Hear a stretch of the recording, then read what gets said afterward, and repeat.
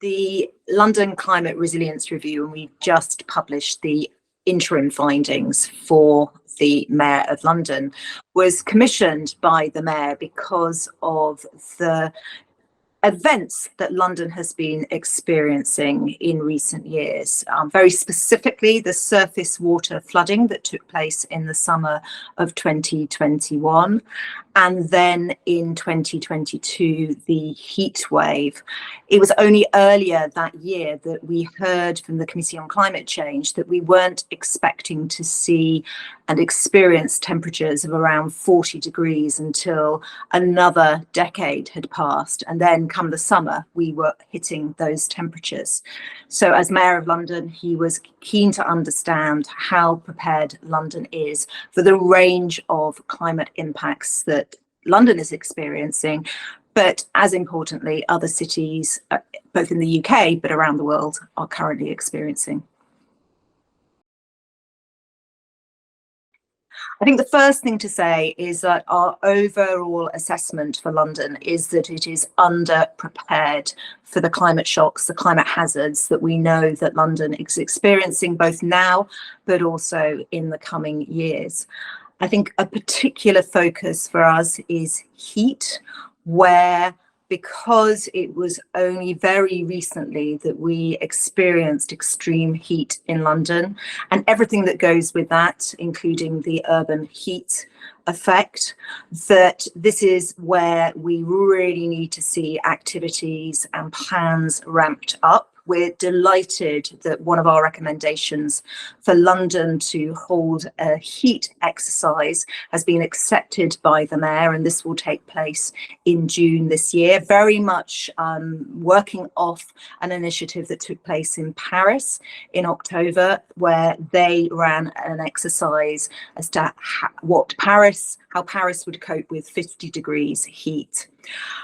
I think we also need to recognise that whilst a lot of work has been undertaken in London, and very specifically things like the Thames Barrier and the system of flood defences that protect London, that we know that work needs to take place, and that the urgency of that is getting ever closer.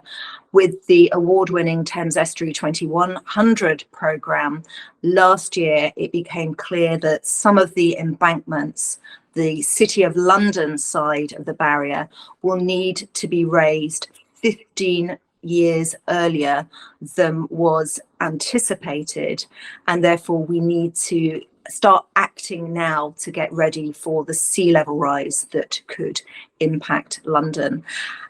I think another key finding is that often climate resilience sits in the environmental teams, whether that's public sector, private sector.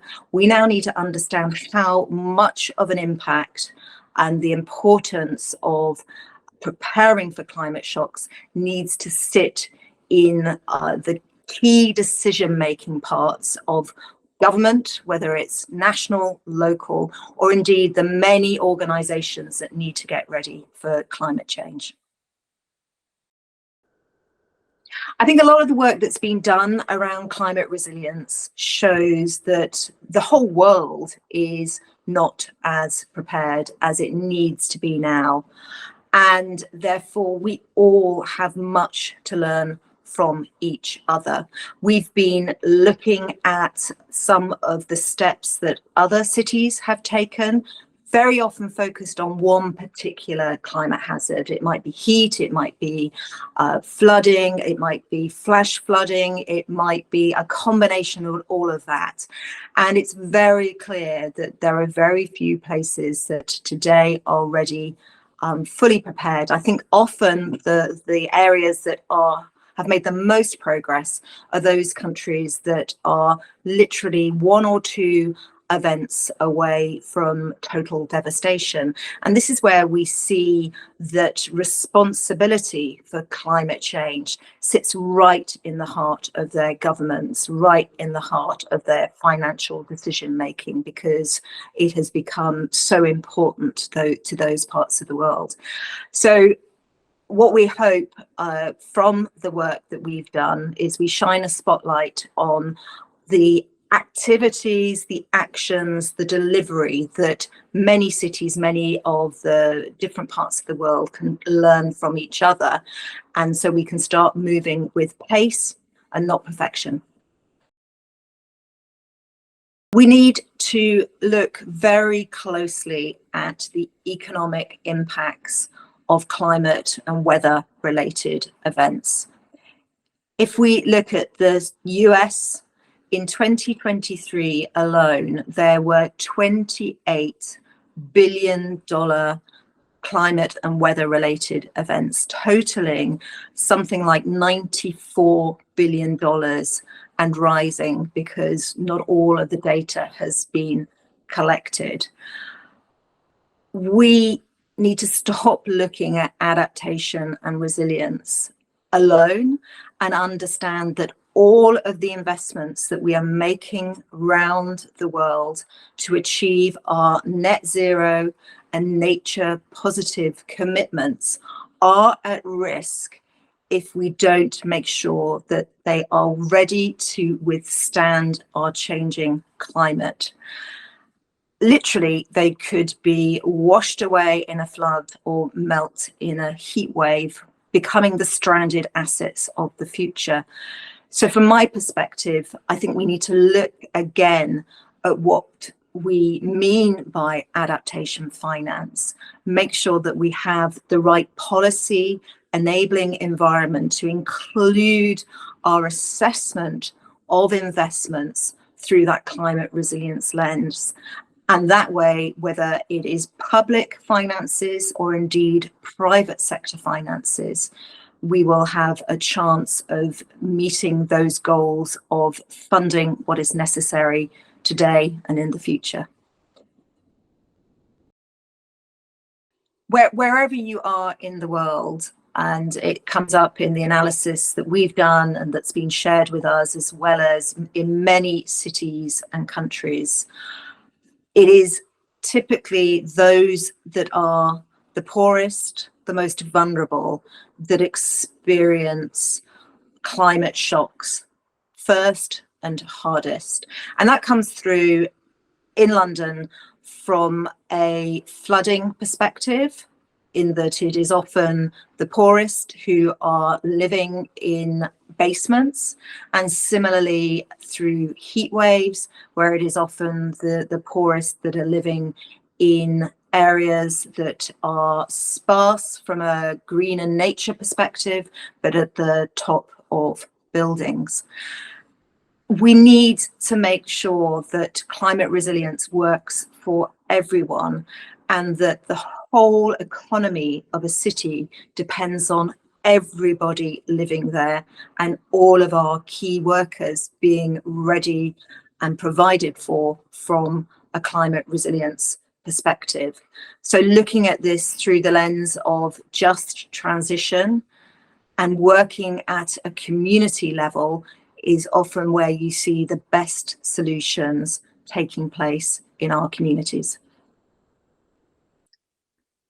I was delighted when the UN champions decided to launch a Race to Resilience campaign, not least because it's another opportunity to put adaptation and resilience high up there alongside the race to zero. I think what is becoming very evident, given the almost daily occurrence of significant climate and weather related events and the impacts that they're having on lives and livelihoods, is that we have to look at these two things, as well as becoming nature positive, side by side at every opportunity. Often the governance arrangements of our cities, of our countries, means that adaptation and resilience sits off to one side. We need to bring the whole subject matter of adaptation and resilience into the heart of our decision making at every single level. And that way we have a chance of making sure that we are providing resilience today and in the future for people and for nature. One of the things that we've been looking at is the whole use of early warning systems. Again, something that is far more honed in the UK for flood alerts, something that the Environment Agency and the Met Office work together on. And we've been looking at different examples in different cities where the way that information is spread to those most in need so that people can take action ahead of a weather event is something that really needs a massive amount of focus. We're seeing it come through with the naming of heat waves, the use of micro insurance and apps sending information to those workers out in the field who can respond early to the signals, to make preparations, to get ready for extreme heat, extreme weather. Those are the sorts of actions that will make a real difference to people wherever they are in the world. For me, the most important thing that we all need to be focusing on is the pace at which we turn our plans into delivery, into implementation. We haven't got a moment to lose. And that urgency means that we must act with pace, not waiting for everything to be perfect. It's been great to see the progress that the Race to Resilience has made in the 3 years since it was launched. Again, it couldn't be more urgent that we put more heft behind that campaign, see the numbers of organisations and cities committed to the race.